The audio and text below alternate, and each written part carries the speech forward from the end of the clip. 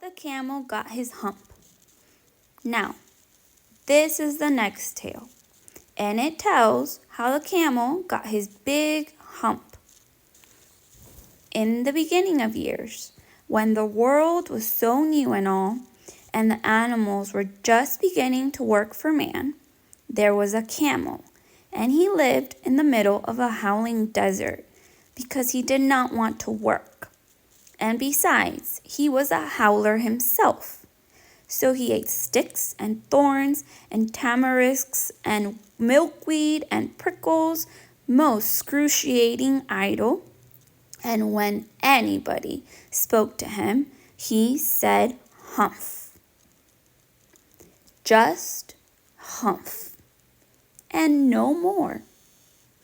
Presently, the horse came to him on Monday morning, with a saddle on his back and a bit in his mouth, and said, "Camel, oh camel, come out and trot like the rest of us." "Humph," said the camel, and the horse went away and told the man. Presently the dog came to him, with a stick in his mouth, and said, "Camel, oh camel, come and fetch, and carry like the rest of us." "Humph," said the camel, and the dog went away and told the man. Presently the ox came to him, with the yoke on his neck, and said, "Camel, oh camel, come and plow like the rest of us." "Humph," said the camel, and the ox went away and told the man. At the end of the day, the man called the horse and the dog and the ox together and said, 303, I am very sorry for you, with the world so new and all, but that hump thing in the desert can't work, or he would have been here by now. So I'm going to leave him alone, and you must work double time to make up for it."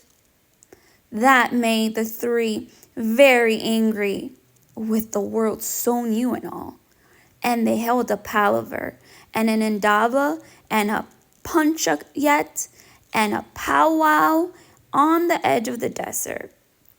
And the camel came chewing on milkweed, most excruciating idle, and laughed at them. Then he said, "Humph," and went away again. Presently there came along the jinn in charge of all deserts, rolling in a cloud of dust. Jinns always travel that way because it is magic. And he stopped to palaver and powwow with the three. "Jinn of all deserts," said the horse, "is it right for anyone to be idle with the world so new and all?" "Certainly not," said the jinn. "Well," said the horse, "there's a thing in the middle of your howling desert, and he's a howler himself, with a long neck and long legs, and he hasn't done a stroke of work since Monday morning. He won't trot." "Phew," said the jinn, whistling. "That's my camel.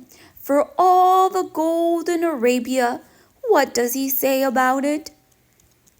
"He says humph," said the dog, "and he won't fetch and carry." "Does he say anything else?"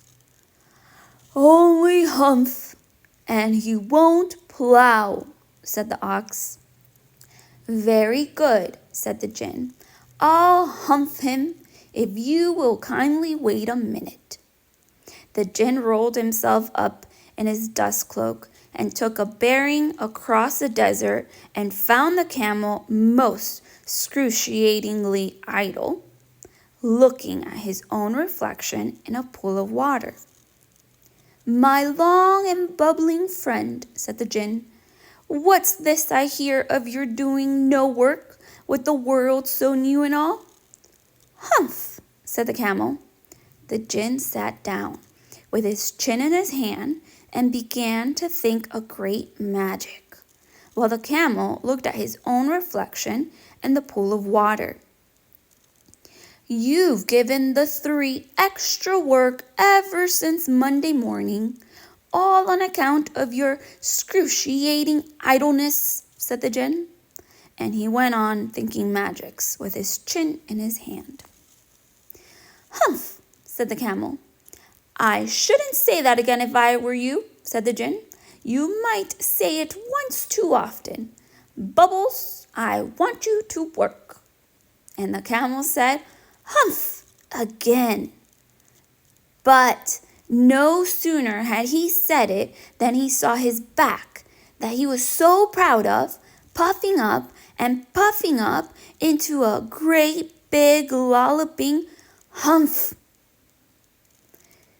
Do you see that? Said the gin. That's your very own humph that you've brought upon your very own self by not working. Today is Thursday, and you've done no work since Monday, when the work began. Now you are going to work. How can I, said the camel, with this hump on my back? That's made a purpose, said the gin. All because you missed those 3 days. You will be able to work now for 3 days without eating because you can live on your hump. And don't you ever say I never did anything for you. Come out of the desert and go to the 3 and behave. Humph yourself. And the camel humphed himself, and Humph and all went away to join the 3. And from that day to this, the camel always wears a humph. We call it Hump now, not to hurt his feelings. But he has never yet caught up with the 3 days that he missed at the beginning of the world. And he has never yet learned how to behave. The camel's hump is an ugly lump, which well you may see at the zoo. But uglier yet is the hump we get from having too little to do. Kiddies and grown-ups too, ooh, if we haven't enough to do, ooh, we get the hump, camellia's hump, the hump that is black and blue. We climb out of bed with a frowsly head and a snarly, yarly voice. We shiver and scowl, and we grunt and we growl at our bath and our boots and our toys. And there ought to be a corner for me, and I know there is one for you. When we get the hump, camellia's hump, the hump that is black and blue. The cure for this ill is not to sit still or frowst with a book by the fire, but to take a large hoe and a shovel also and dig till you gently perspire. And then you will find that the sun and the wind and the gin of the garden dew have lifted the hump, the horrible hump, the hump that is black and blue.